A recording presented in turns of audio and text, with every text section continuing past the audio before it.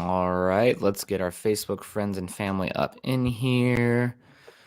And we got 2 spinning wheels going on. 1 and 2. Give it a second to breathe. Sip of coffee.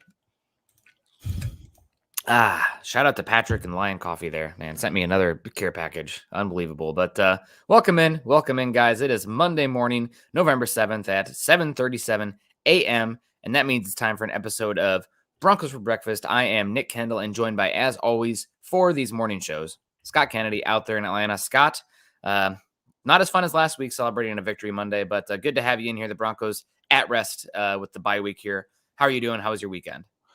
Doing good. Big baseball weekend, nice college football weekend, and then a solid day of NFL football to watch. It's just you start watching this and you're like, does anybody really want to win? Anybody? There's so much bad football out there that it gives you the feeling that, hey, we're not out of this thing yet. Doesn't matter if we're 2 games under 500 or whatnot. There's nobody really wants to go out there and seize anything other than the top 2 or 3 spots. Those are pretty well set. After that, who wants it? Yeah. I guess since it's a Monday show, we obviously the best 2 teams in football right now, even though the Bills lost last week, yesterday, Josh Allen had a terrible game. Bills are still up there. Chiefs are still up there. Eagles as well. Anybody else that has caught your eye so far this season that you think we should keep an eye on just for the general NFL landscape, or does it stop after those 3? I don't know. I don't think the Titans are done necessarily. They played toe-to-toe with the Chiefs despite having, a rookie quarterback who can't throw the ball. Yeah, man, he struggled. So, running game and a defense will play, especially if you get into the postseason and get a little weather. But it's pretty ugly. Are the Chiefs or the Patriots as dominant as they looked yesterday, or the Colts? Like I said before you played the Colts, this was a team that was ready to quit. Step on their necks, and you didn't. Yeah. And they stuck around for another 2 weeks before now you see what you're getting. 9 sacks. Yeah. The Colts, I mean, all you had to do was put a boot on their necks and you were good. Hopefully that doesn't get us flagged by you're too violent. This podcast is too violent. Get flagged by YouTube. No boots at all. No what is American X going on here. Broncos losing that Colts game. Man, that's a pathetic Colts team. Pretty terrible loss there. The Chargers won as well. Chargers, it's the season of missed opportunities for the Broncos, but luckily, thanks to the trade deadline, we got another opportunity coming up here. Scott, I feel rejuvenated a little bit after the Bradley Chubb trade, just because it's draft season again in Broncos country, and I know that we are still half the season there, but we have a bye week, and Scott and I kind of just want to take a little bit of a 1,000-foot view on the draft coming up here pretty soon. The Broncos own the first-round pick of the San Francisco 49ers, so want to watch out for that. Watch the 49ers. 49ers also had a bye week, but first, let's say hello to some people in here. We got Jared Kidder emphasis here, saying quarterback, no question for the Broncos here. If the Broncos had the first overall pick or something like that, maybe you consider that, but they're going to be picking probably in the back half of the first round, so quarterback, not this year. If Russell Wilson's this bad again next year, we're probably going to have to be talking quarterback in the 2024 draft, which is insane because you'd still have Russell Wilson for 2 years, but you have to start considering it. Hopefully that's not the case. Kevin Gray coming in here saying, morning Broncos country, Nick and Scott. I hope the rest of the season goes okay.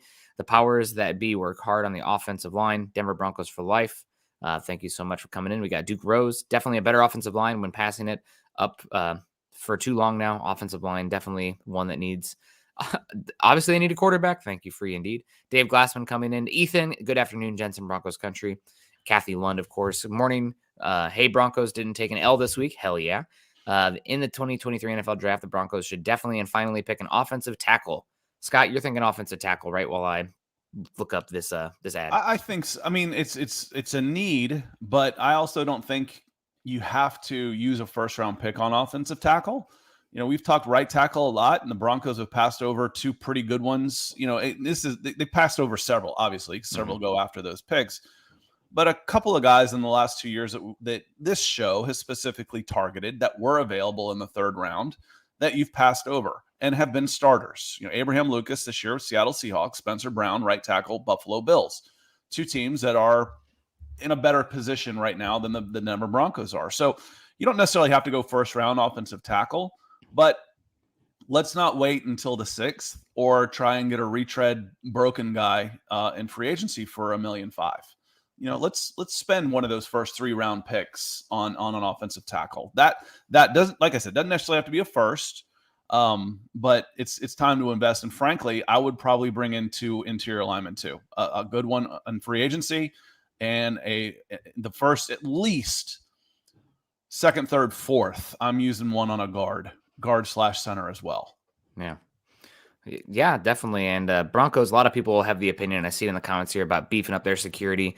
In Broncos country, if you're like me, you're increasingly getting more concerned about security on the cyber side of thing, with cybercrime, people stealing your private data and invading your privacy. I'm not all that tech savvy, but that's why I use NordVPN on all my browsers, whether it's the desktop, laptop, or phone. VPN stands for Virtual Private Network, and NordVPN protects you as a one-stop shop for all things cybersecurity. It's an incredibly easy software for me to use, which means I don't have to be an MIT graduate to figure it out. With just one click, I'm protected. It's very intuitive to use. With my NordVPN account, I can have up to 6 devices protected. I no longer have to worry about hackers, malicious sites, and pop-ups. For the price of a single cup of coffee per month, I have complete peace of mind knowing that all of my devices and data are protected. Plus, with NordVPN, I am never a slave to media blackouts. I can switch my virtual location to a market that is showing the NFL game that I want to watch.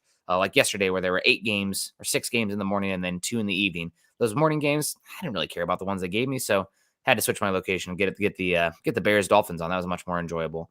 That way, I don't miss out on any of the live action. Broncos country, grab your exclusive NordVPN deal by going to nordvpn.com/MHH to get a huge discount off your NordVPN plan, plus 4 months for free. It's completely risk-free with Nord's 30-day money-back guarantee. Again, that's nordvpn.com/MHH to get your 4 months for free. Sign up today. So security. Let's say hello to some more people in here. Sunny Days, good to see you. Alessandro coming in here. Morning Broncos Maniacs. Let's go. Trade back for more picks. George Paton is a genius. And also says our whole backfield is nothing but a bunch of practice squad players. It's true about your running back position. It is very poor. I would not be a proponent of using a first-round pick on running back in this upcoming cycle. Although, let's say the Broncos are picking at 26 and Bijan Robinson from Texas falls down there. You know what? At some point, there is a line. It's like in the 2018 draft when the Broncos were picking 5. I'm like, I probably wouldn't take Saquon Barkley there. And you trade back to 20 and Saquon Barkley's there. I don't like taking a running back in the first round, but there's a point where the talent is too obvious. So Bijan Robinson, watch out for him. He's from Texas, but a fun one. But Scott, offensive line. You don't think it has to be offensive line? Because based on the comments and based on fan reaction from Twitter, I think that you might have a people invading Dove Valley if the Broncos don't take an offensive line with their first pick. Not in the first round. It depends. If you needed a quarterback, when I came back from the Senior Bowl, the first thing people asked, all those quarterbacks were there. What'd you think? I said, I'm more sure than ever. I didn't want any of these guys in the first round. You might have needed a quarterback. If they're not there, and they're not there. So, you can trade back and maybe get 2 guys in the second round. Last year, the strength of the draft was 25 to 75. That's where the strength was. So if you end up being in that neighborhood and you can trade back and pick up multiple picks, fine. But no,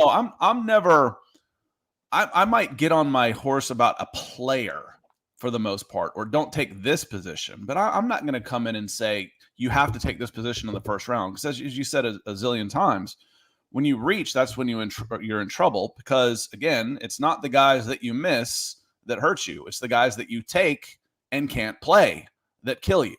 So you keep stacking good players, then you'll be just fine. And in one of the comments, it's not quite as bad as trust the coaches. That one really drives me crazy. But I think Clee came in here. He says the answer is always take best player available. I think that works in the top 10, because there's the cream of the crop. But once you get out of the top 10 or so, the best player available is not only subjective, you're wrong. Whoever you decide to take at 10, whoever you think the best player available is at 15, I guarantee you, absolutely guarantee you, there's going to be somebody from 16 to 30 that has a better NFL career. So again, I don't mind, you trust your board, but you want to fit needs at that point as well. The best player available thing, unless you're talking about you're taking a chance on a discipline, Warren Sapp falling or Randy Moss falling to 18 because of off the field concerns. That might be the best player available. Okay, I get that one. But once you get down the line, the best player available is so subjective that there is no way to take the best player available. You trust your board, you try and fit needs, but it is impossible to take the best player available. You're not looking at a computer sheet that's a program that's got numbers stacked up next to you. Any grade that you have on these guys is subjective. Yeah, and a lot of teams, the Broncos included, have a much smaller board than all the players. So who's actually on their board that fits the scheme, culture, pedigree, like profile that they want, sometimes smaller. So the best player available is subjective. You're right. And as you said, Scott, just double emphasizing this, you do still want to trust your process and your board. If it's close, it could come down to what the contracts look like coming up on the back end of your roster, where it makes sense to be cheaper in some area to push behind or push out an older player to fill in that slot in the next season with a rookie contract. But typically you want to trust your board here. But right now, Scott, just hearing these guys, and I'm going to agree with the chat for the most part, besides the the quarterback people. Broncos are not taking a quarterback this draft cycle in the first round, or I would assume, the first 3 rounds, barring something catastrophic happening. So we'll knock on wood on that one. But offensive line's got to be number one. And luckily for the Broncos, this does look like a pretty good tackle class in the first round. There are 4 or 5 Big Ten offensive tackles right now that are getting some first round love. There is the tackle from Georgia, I think Broderick Jones is his name. That's a former 5-star recruit, also getting some love in the top 10. And Syracuse also has an offensive tackle to keep an eye on as well. So the Broncos does sound like they are going to be doing a lot of work in the offensive tackle group. And the way we're still a long ways out, but the way it's set up right now, there are a lot of names. There's Maryland also has a possible first round tackle. So there are a lot of names, and Northwestern, God, it's a Big Ten offensive tackle year. So definitely that seems like the most probable spot right now. I think everyone can agree. Why offensive tackle? Well, we've talked about it on here for years now. The Broncos' right tackle position has been a revolving door. I don't care if you use a first round pick on the right tackle spot or a third round pick. You just need to get some talent there, and right tackles are getting paid big money these days for the most part. A lot of them are. We're going to see a couple of them getting here. Tristan Wirfs' contract, he might be the highest paid tackle in football when it's time for him to get paid, and he plays right tackle. So get the best guy there you can. That said, you probably need to have some flexibility with that right tackle, or whoever you take at tackle, because Garrett Bowles' contract. Garrett Bowles, I think he's going to be here again next season, but that might be his last year. The way the contract is set up, you can save a lot of money moving on from him after this season, and even more the year after. He did not play good football this season before injury. So getting younger, getting cheaper at that position, adding some new blood, maybe somebody else that this regime drafts is certainly a possibility. So right now, far and away, long way to get there, but right now, far and away, offensive tackle would have to be the odds-on favorite. I'd set it at like minus 300 right now that an offensive tackle is drafted number 1. Doesn't mean that guy plays offensive tackle right away. Could play guard and then kick out to tackle at some point. But if you're using a first-round pick on a player in the top 25 and it's in the offensive line, they need to at least project eventually to offensive tackle, for me personally. Yeah, you can move guys in and out and move about, but even if you're drafting at 25 and you get a Pro Bowl caliber guard, he'd play. It's definitely offensive line. What is the biggest need on this team? It's not even close as far as personnel on the field goes. The biggest need is offensive line, and it's multiple positions. Yep. And I one of the reasons I think Garrett Bowles is safe at least next year is because you haven't addressed the right tackle position. At least hold down the left tackle position while you fix that. But you're right. Garrett Bowles is vulnerable. Why? Because he's got an $18 million cap hit next year against an $8 million dead cap hit. You save $10 million if Garrett Bowles isn't part of your team. Coming off an injury, that makes you a candidate to, hey, Garrett, you want to test, you want to hit the waiver wire, or do you want to redo your deal like they did with Graham Glasgow last year? I would think he would be just fine. He'll make $18 million if he hits the free agent market, and he would tell you to pound sand. Chuck Denver realized my tongue-in-cheek moment on there when I said the biggest need, when I said with personnel on the field, because your biggest need might be, on the sidelines, head coaching. That's also true. And Clee says, drafting to reach on a position gets you players like Garrett Bowles or Paxton Lynch.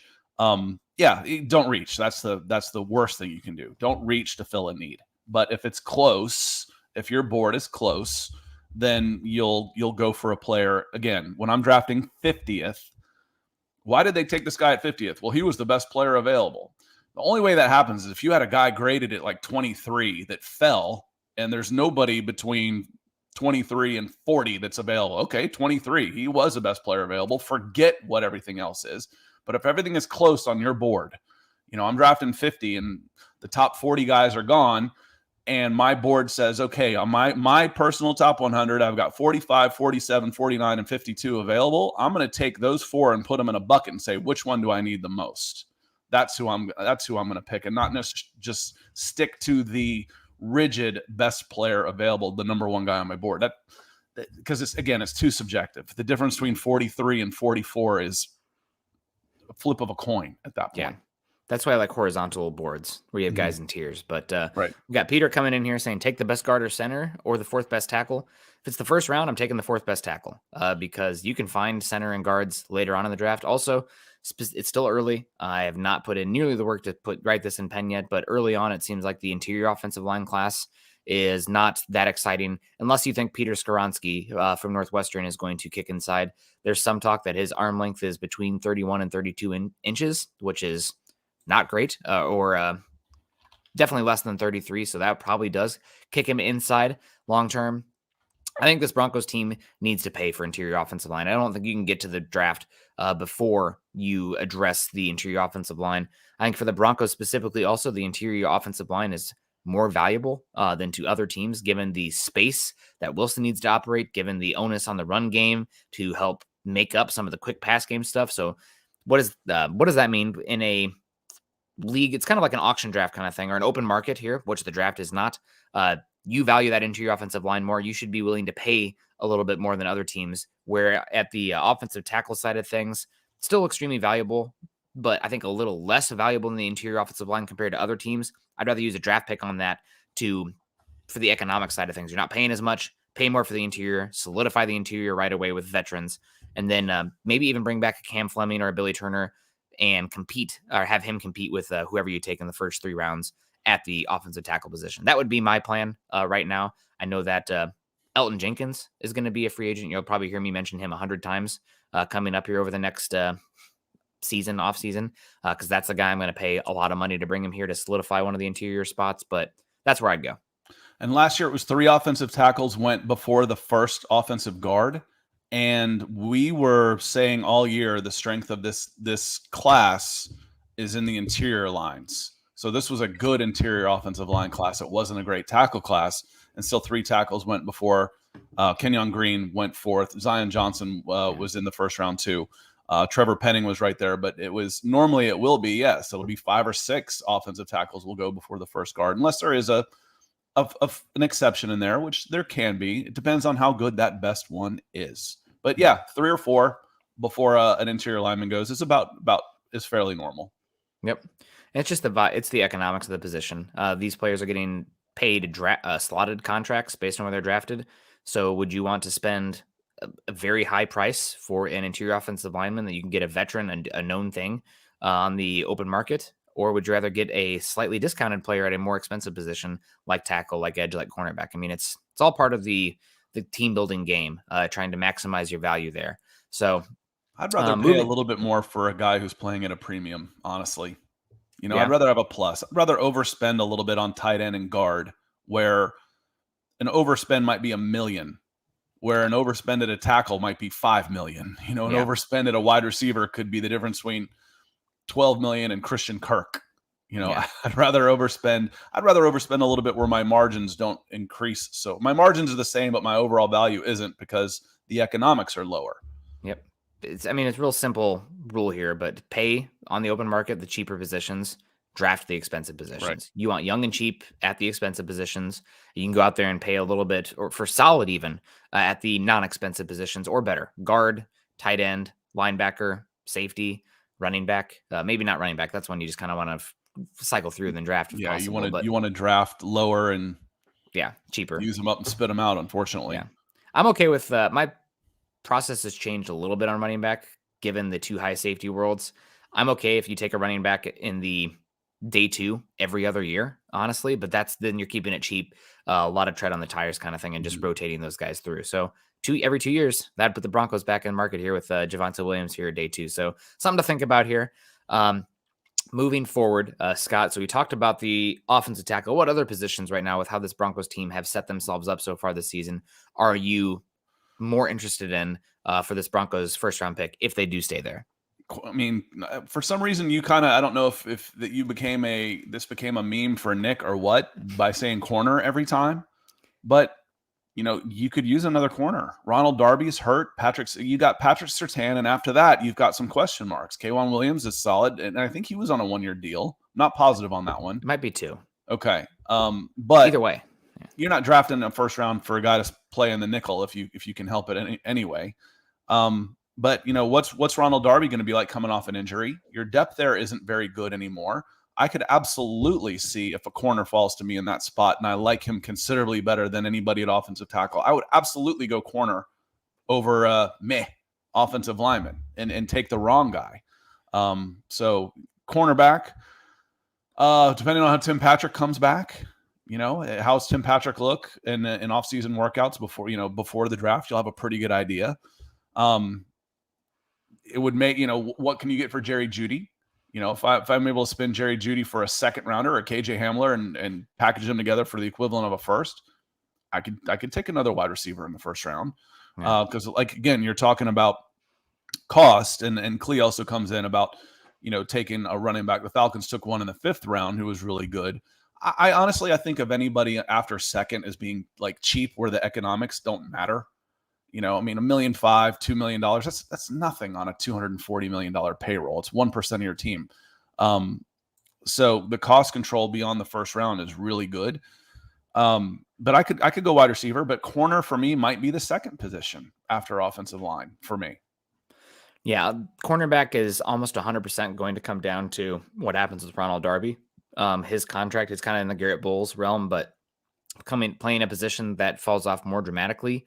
And I think you can save even more money moving on from Ronald Darby. So if the Broncos move on from Darby coming off this ACL injury, then cornerback rockets up to close to offensive tackle. I wouldn't put it over offensive tackle, but darn close out there, because if you have, and it's the same thing, Broncos country, you guys will probably remember this.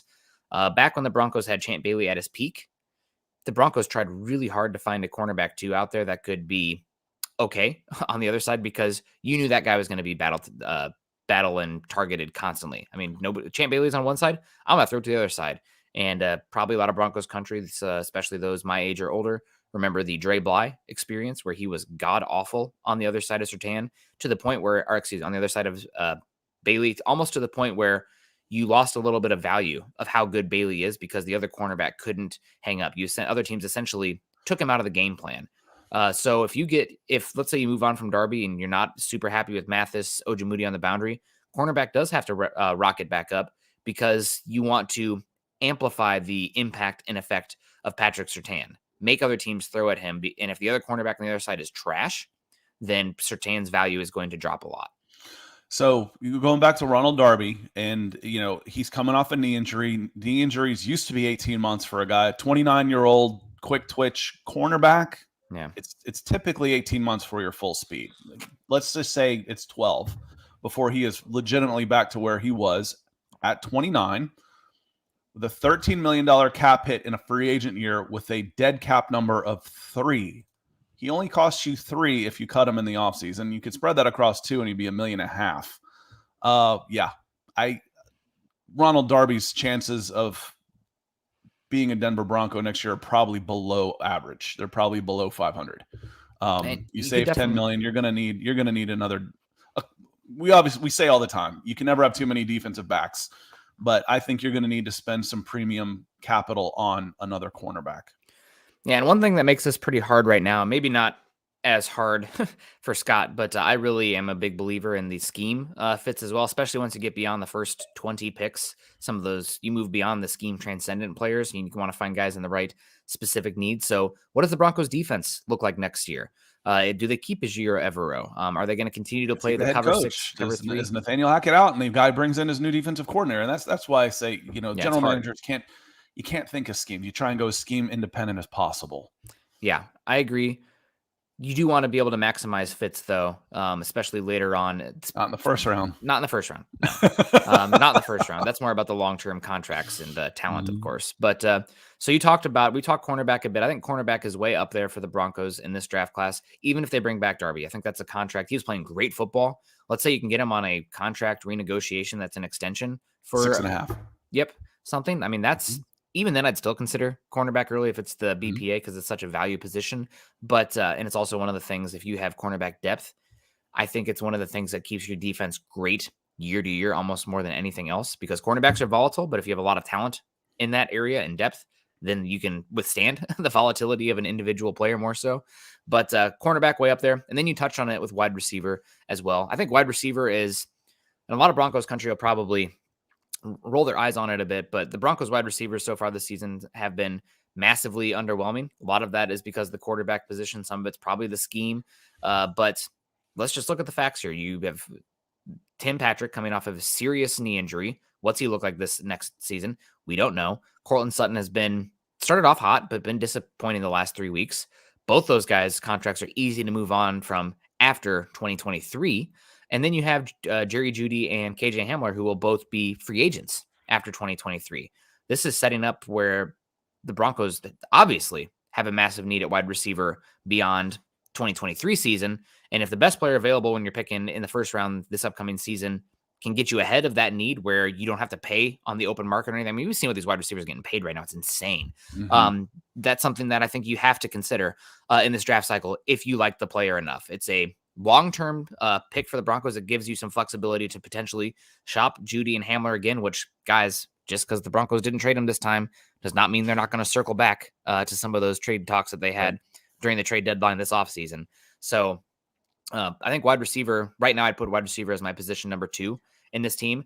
Some of that is because how bad the offense has been. If it's not offensive tackle, I need to at least go out there and get a playmaker and further solidify that group and add to a position that's probably been the most, outside of quarterback, been the most disappointing for the Broncos this season relative to expectation. I like receivers in the second round. You know, I just feel like that's where you can get the best value for those guys relative to some of the other positions. Like it seems to me, and you'd have to look up and dig up the analytics and stuff on this, but quarterbacks first round for sure. You know, there's exceptions. There's always exceptions to the rule. Don't get me wrong. I always say with a small enough sample size, you could say that I should be shopping at Walmart for my quarterbacks, for my Hall of Fame quarterback with a small enough sample size. But there's so many wide receivers out there. I always said when I was scouting players, it is hard to find guys that can run and cover and tackle. It's easy to find guys that can run and catch. There's a zillion of 4.4 guys out there that can catch a football. A zillion. It's like saying the 6'3", 300-pound linemen. They grow on trees. In this world, they do. Those are still rare human beings. I get it. But in this world, they're very common. So you can go wide receiver in the second round, but it is a need. Now, the question I have for you, Nick, is Gary comes in coming in yellow with a super chat because he's normally on Facebook. He says, "I'm technically challenged and we'll figure it out in time. Go Broncos." Gary, we're glad you're putting forth the effort and supporting the show. It's awesome. Thanks for kicking us off this morning on a Monday with our first super of the day. Thank you so much, sir. And I know you'll figure it out because you stick to it. Now, sticking to this, Nick, could you make an argument that edge is a top 3 need? It's not a top 3 need, but I would say it's a top 4 position that you can consider, given the value of the position and how much the Broncos are rotating those spots. And now Broncos just traded Bradley Chubb, blah, blah, blah. We talked about it, if you guys want to find it, potentially with this scheme and contract and everything, maybe Bradley Chubb wasn't the best fit. He's more of a classic hand-in-the-dirt 4-3 defensive end where the Broncos are using lead the league in simulated pressures so far this season. They want a lot of versatility from that edge spot that can drop, go, twist, stunt, et cetera, et cetera. So I think edge is still up there for sure if the right player falls to them. You're getting a young player for 5 years. You give yourself more flexibility. You protect yourself from Browning and Gregory's injury history there. Yep. So it's still a position up there. I know a lot of Broncos fans would absolutely lose their mind. I think that 2024 sets up better as a year to, the 2024 draft, so 2 drafts from now, sets up better for the Broncos to target an edge than this one. But if the best player available when you're picking is an edge rusher, don't fight it because that's such a valuable position. And it's a heavy rotational position. And 2024 is when you can get out from Randy Gregory's contract. So if it's Exactly. not working out, I mean, right now, if on pace, would I pay Randy Gregory $16 million next year for where he's on pace this year? Probably not. I probably wouldn't, because he's not on the field. If I'm only getting half of Randy Gregory, if I'm only getting 8 games out of him, I'm not paying him 8 figures. No. That worked out nicely. I'm not paying 8 figures for 8 games. It's $1 million a game. It's like 12 million a game for those of you math challenge. I'm not doing that. I mean, 1.2 million. See, now I'm screwing it up. Too much math. So it becomes a need. Economically speaking, I can't necessarily trust Randy Gregory to be on the field, which is why you put in that contract to hedge out of it after 2 years anyway. So I got Baron Browning, a converted guy, looks good doing it. Jonathan Cooper, Nick Benito, and then, Randy Gregory. Yeah, I could use a little more insurance there. And if I've got a really, really good player on the board as a pass rusher, again, you can never have too many pass rushers either. We've seen that. Then it becomes, again, we talk premium positions. Edge. Edge a premium position. I might hedge. I might hedge on edge in the first round there. It's certainly a possibility. It's something you got to consider. And again, it comes down to who's available when you're picking. Scott, I did want to circle back a little bit on your wide receiver take here. I think that we're seeing a dynamic shift right now in the wide receiver market, where the last, I think, every single draft since the DK Metcalf draft, wide receivers are going early, and I would say mostly in the top 40 and getting gobbled up pretty quickly. And then there seems to be a pretty significant drop probably halfway through the second round. More recently, now I think that the DK Metcalf, Terry McLaurin, Deebo Samuel draft was a response to how horrible the John Ross, Corey Davis, Mike Williams going in the top 10 draft from the year before. But since then, I think there's been a little bit of a market correction, maybe even an overcorrection on the wide receiver position. Now, the market we still have a lot to find out about the second round picks last year, but Christian Watson so far has been not great. George Pickens is limited by the offense, but he's not making the impact that a lot of people had hoped. Where the first round wide receivers, Olave, Garrett Wilson, Dotson when healthy, I think they played a tier. Well, so many of them got taken. So I actually, Nick, to your point, I wanted to go back and look at the previous year. Okay. The previous year. And draft for Football Reference is awesome. Jamar Chase, Jalen Waddle, Devontae Smith, and Kyle Pitts lead that class. The charge. Yeah. They lead that class. Those are 4 top 10 picks. We're not picking in the top 10. No. Okay. We're not picking in the top 10. So after you get out of the top 10, like I said, best player available in the top 10, because there's a difference with those guys. Even at this level, there is a difference. Now, the next picks that are leading in receivers are 112, 55, 27, 49, 89, 34, 77, 24, 107, 20. After the very cream of the crop, I'm better off getting them in the second round. I just feel like I am. We'll have to do a little bit of research on this, because I'm looking at it after that top picks. I mean, it's a grab bag since the 2019 draft. So 2020, after the top 50, Van Jefferson's done nothing. Denzel Mims done nothing. Lynn Bowden's done nothing. Bryan Edwards has done nothing. Devin Duvernay's been fine. Those are your top 100 picks there. Gabriel Davis has been fine. So that's 2020. The 2020 draft, Justin Jefferson and CeeDee Lamb are 1 and 2.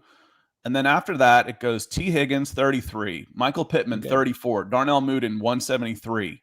Brandon Ayuk, 25. Chase Claypool, 49. And those are all guys that are over 2,000 yards in their careers. And then the next one is Jerry Jeudy at 15. Yeah. Which kind of goes to my point of I don't know. The economics of it. And I grew up when, there was no cap on rookie contracts, and it was ridiculous. So I grew up with, Jerry Johnson building his teams by trading down. I like more players. I like more quivers in the arrow, more chances to hit, because it is an imperfect science. Yeah. So I agree with you. I do still believe after the top 50 picks over the last 3 draft cycles, your hit rate drops incredibly and that's for most positions, but one is valuable as wide receiver. And also if it keeps you from having to pay a wide receiver in the market versus having one under cost control, for however many years. I think there's definitely something to that for the cost control benefit of the wide receiver position. Also, given how the game has changed at the college level, it used to be wide receivers would take 3 years or so before they really start to come into their own. A lot of wide receivers are coming into today's NFL ready to go, where you can use that contract year one and they're making an impact. So it's not even the developmental debate anymore. If you really want to maximize that, I think it's on the table for the Broncos, and specifically talking players in this draft class. Jalen Hyatt at Tennessee is somebody to keep an eye on. Addison out there at USC, the Bolitnikoff, or what's the wide receiver award? Bolitnikoff. It is the Bolitnikoff. Okay, I was mixing up the linebacker one with that. So Addison out there at USC played from Pitt, and then Quentin Johnson, at TCU.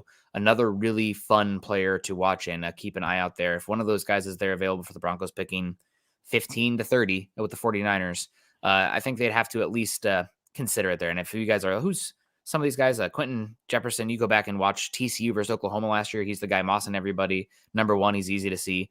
And then I think Jalen Hyatt had 5 or 6 touchdowns versus Alabama this year. Almost all of them were like 40-plus yarders. So some fun wide receivers to consider. Might make sense for the Broncos long-term if the board falls a certain way. Colin says, after hearing all the Malik Willis hype last year and seeing him last season, I don't have a whole lot of faith in any of you draft savants.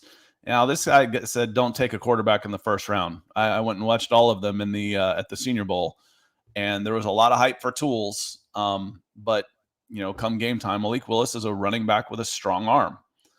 He's not a great thrower yet. He was erratic as hell. And at the end of the day, you got to be able to drop back, set your foot, and hit a 20-yard out consistently from the pocket. It's all exciting and stuff when you see these guys run around, but quarterback play is still, I have to be able to throw the ball. It terrified me that these guys were getting talked about in the first round. All of them, including Kenny Pickett, who did go in the first. Yeah. Malik Willis, the reason that I talked myself into Malik Willis was he was the only one in this draft class that had the superhero traits. And I think you got to have a little bit of superhero traits to work out. Also, to this point, Malik Willis looked really bad yesterday, but his career is far from written so far. I mean, everybody that was a reach. We're talking if you're top 15, that's what we consider, Nick, what I consider reaching. Yes. He's a reach. You get him in the second, and hell, where you got him, what did he fall to the fourth? Third, late third with Desmond Ridder. That's fine. I had no problem with that. I had no problem with Malik Willis in the second, where he was getting talked about top 5. Hell no. Top 15, no first round. After that, I'm okay. I'm okay with that. He's a good developmental quarterback. He's a dice roll, and he's more like buying a Powerball ticket or a lottery ticket. That's the kind of one that you want to do there. But like I said, last year's class, Malik Willis was the only one with these superhero traits as far as athleticism and arm talent goes. Using a first-round pick on Kenny Pickett is just horrible.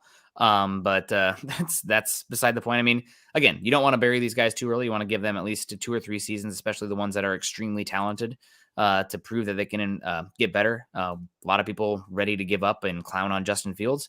Justin Fields has looked incredible so far. The last 3 or 4 games, I think he's top 10 in the NFL in QBR. Just broke Mike Vick's single game rushing record for the quarterback, getting better and better there. So if you're going to draft a quarterback, I think swing for the fences, and I'd rather strike out than hit a single what the Steelers did with Kenny Pickett, which that offense looks capped. We were both on record with Justin Fields. I think I was banging that drum a little bit louder because the Falcons had a higher pick at the time, number 4. But I said number 2, and if he flames out, I'll own it.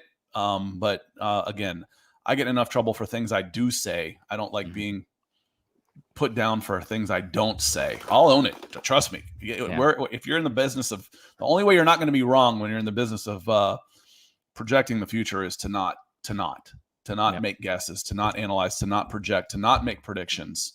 That's the only way you're not going to be wrong. I know we're going to be wrong. It's doesn't it bother you that you're wrong all the time? The NFL's wrong all the time. Half these guys with 50 people on staff and $1 billion in scouting budget miss on half the first round draft picks. Yeah, we're going to miss. Can you hit more often than not? And, again, and then admit when you're wrong. I can live with that. Yeah. And finally, before we get on out of here, talk on this Broncos first round draft pick.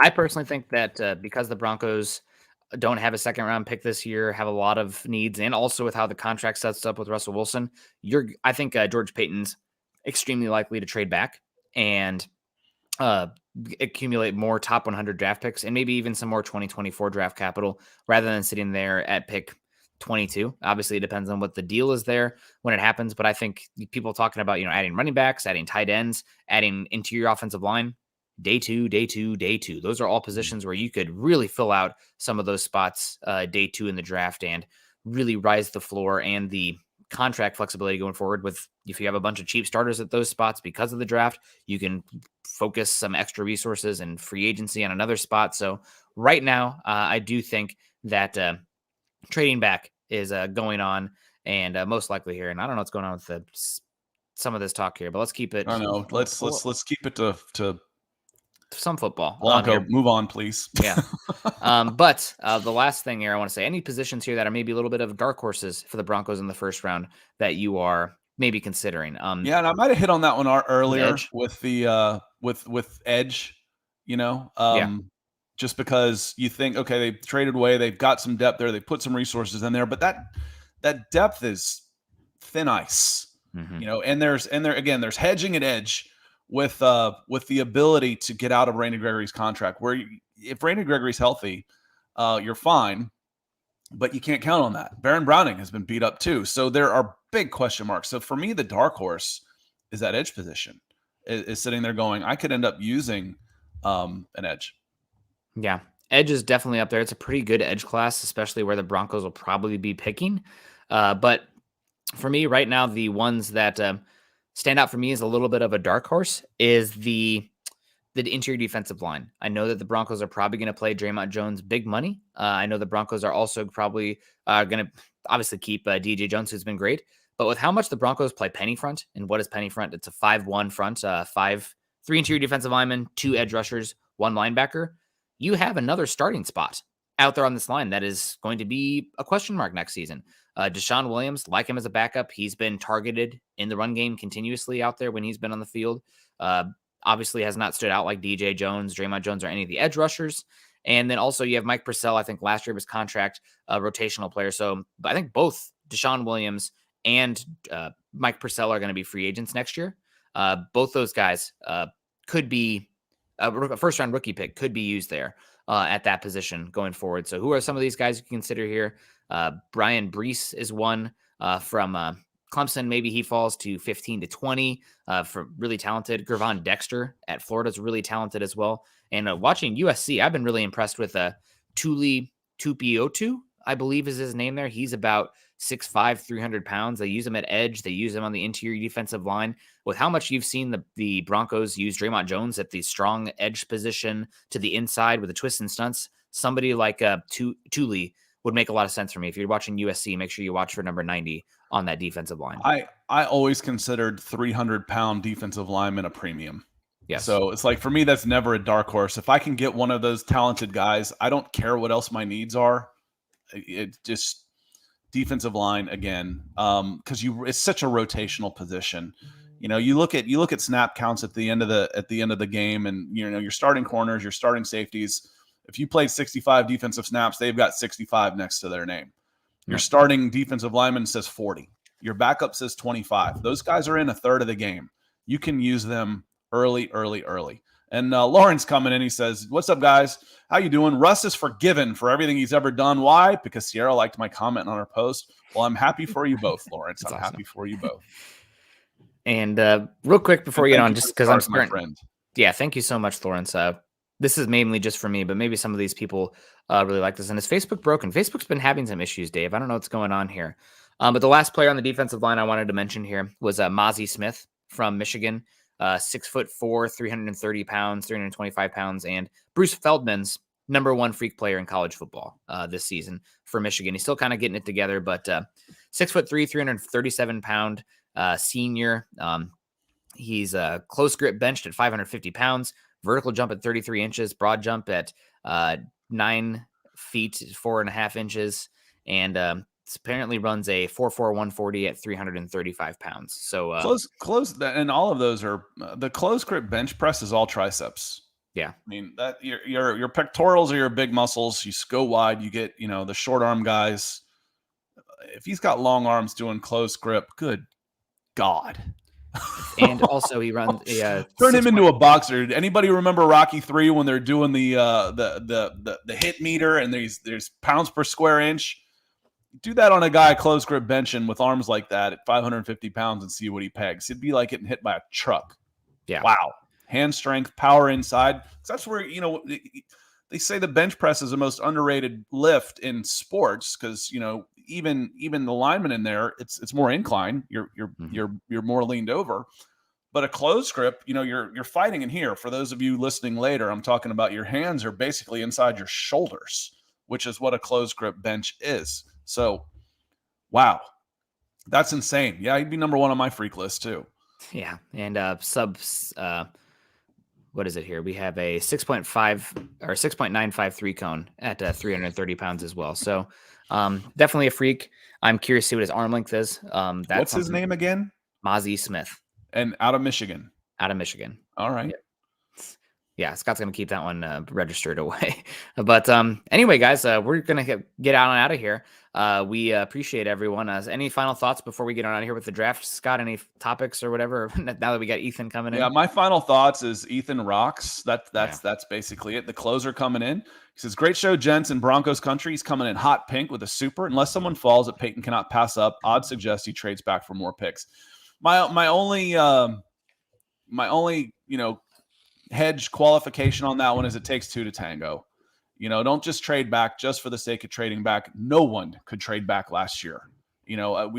Everybody was trying, I believe, and it was really, really hard to trade back because, again, the strength in that draft last year was 25 to 60, 25 to 75.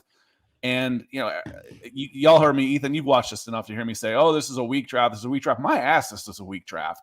This was a deep draft. This was a strong draft, especially in the trenches. So it's weak because I don't want to trade out of. I'm not going to trade up into a top 10 and give you another couple second round picks when I can do just as good in the 20s and 30s. Not every draft is like that. And we're talking draft today, but shoot, Nick, we're only 2 months away from Senior Bowl, and Shrine Bowl. So it's coming up. It's coming up quick. Got to start making plans. So yes, trading back. He basically said I'd have more picks. He has more picks. But you can get where you could really use help and need bodies. You can get help on day 2. You can. Mm-hmm. So if I can take a day 1 and turn it into 3 players that'll plug into my starting rotation, yes, please. Yep, 100%. But closing thoughts here. Right now, offensive tackle is standalone tier 1. It would be shocking if it was anything else. There are a lot of good offensive linemen in this upcoming class right now. I don't think anybody's going to be like the top of the class. What was it, 3 years ago, where you had Mekhi Becton, who hasn't been able to stay healthy, but really good when healthy. Tristan Wirfs, Andrew Thomas, Jedrick Wills. I don't think it's that level of offensive tackle prospects at the top, but I think a lot of guys going in that 10 to 40 range in this upcoming class. Maryland has 1. Ohio State has 2. Skoronski at Northwestern. You have the Penn State left tackle, Awusi, I believe his name is.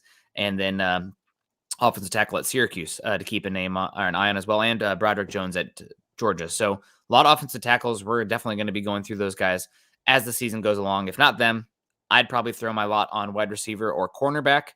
But if the best player available is a defensive lineman or heck, maybe even a linebacker down there talking 25 to 30 range, something to consider for the Broncos. So long way to go. A lot really exciting to make this first chapter talking about the NFL draft. Now the Broncos have a first round pick again. We'll have a lot of fun with that.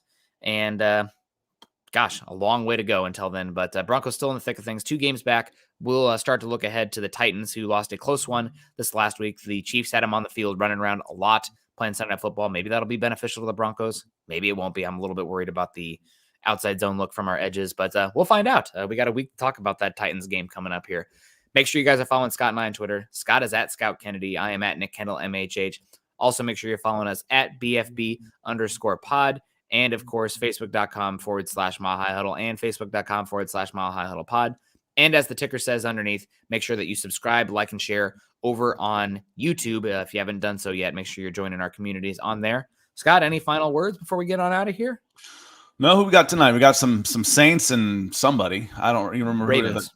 Saints and Ravens. Okay, well, Falcons fans might be watching that one closely. I know they want to send a boatload of picks to Baltimore for Lamar Jackson, and then you always root against the Aints. So, the Saints are in trouble. So, again, final thoughts. We'll be here all week. It'll be fun to start getting into. The bye week seems like it's lasted forever. So, looking forward to some Broncos football again. Absolutely. You guys have a great one. Have a great Monday. And until then, make sure you're choosing kindness and compassion. Go Broncos.